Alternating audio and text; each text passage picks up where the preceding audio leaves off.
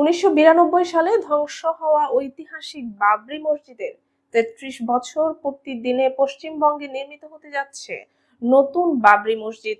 তৃণমূল কংগ্রেসের বিধায়ক হুমায়ুন কবির ঘোষণা দিয়েছেন, আগামী 6 ডিসেম্বর এই মসজিদের ভিত্তিপ্রস্তর স্থাপন করা হবে। তার দাবি, নির্মাণ শেষ হতে প্রায় 3 বছর সময় লাগবে এবং দিনটি ঘিরে থাকবে বড় আয়োজন। বিধায়ক জানায়, ভিত্তিপ্রস্তর স্থাপনের অনুষ্ঠানে প্রায় 400 জন বিশিষ্ট ব্যক্তির উপস্থিতি থাকবে। দেশের বিভিন্ন প্রান্তের রাজনৈতিক নেতা, বক্তা ছাড়াও সাধারণ মানুষকে আমন্ত্রণ জানানো হবে। তিনি জানান, এই প্রকল্প সাম্প্রদায়িক সম্প্রীতির বার্তা বহন করবে এবং সব মানুষের অংশগ্রহণ নিশ্চিত করা হবে। তবে ঘোষণার পরই বিজেপির পক্ষ থেকে তীব্র প্রতিক্রিয়া দেখা গেছে।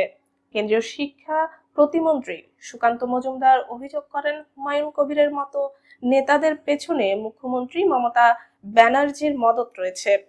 তার মতে, এই ধরনের উদ্যোগ অন্য ধর্মাবলম্বীদের ভয় দেখানোর উদ্দেশ্যে করা হচ্ছে এবং তা রাজ্যের শান্তিপূর্ণ পরিবেশকে নষ্ট করতে পারে। বিজেপি দাবি করছে, তৃণমূল সরকার রাজনৈতিক স্বার্থে ধর্মীয় আবেগকে ব্যবহার করছে, যা রাজ্যের পরিস্থিতিকে আরো উত্তেজনাপূর্ণ করে তুলতে পারে। বাবরি মসজিদ নিয়ে ভারতের রাজনীতিতে দীর্ঘদিন ধরেই উত্তেজনা এবং বিতর্ক রয়েছে। অযোধ্যায় নতুন মসজিদ নির্মাণের কাজ চলমান থাকার পাশাপাশি পশ্চিমবঙ্গে নতুন বাবরি মসজিদ তৈরির এই ঘোষণায় রাজ্য রাজনীতি আরো চাঙ্গা হয়ে উঠেছে। আগামী 6 ডিসেম্বর নজর থাকবে পশ্চিমবঙ্গের দিকে। ভিত্তিপ্রস্তর স্থাপন কতটা শান্তিপূর্ণভাবে সম্পন্ন হয় তা নিয়েই এখন সকলের আগ্রহ।